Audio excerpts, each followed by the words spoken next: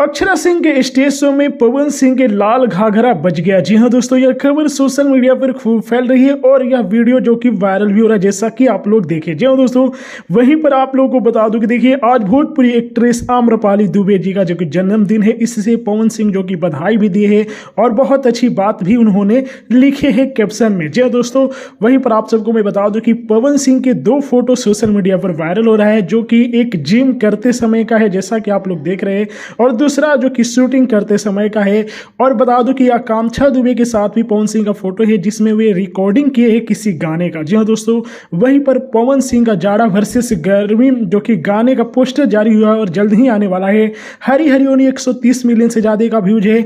आज यह 5 के जो कि 70 मिलियन से ज्यादा। लाल घाघरा 152 मिलियन से ज्यादा का व्यूज है। क्या लाल घाघरा 2 भी आएगा? जल्द आएगा। अभी तो इसकी कोई जानकारी नहीं दी गई है, लेकिन आने वाला है। जी हाँ दोस्तों, तो आप लोग भी आम्रपाली दुबे को जाकर उनके जन्मदिन पर बधाइयां देख सकते हैं। कमेंट में खबर कैसी लगी कमेंट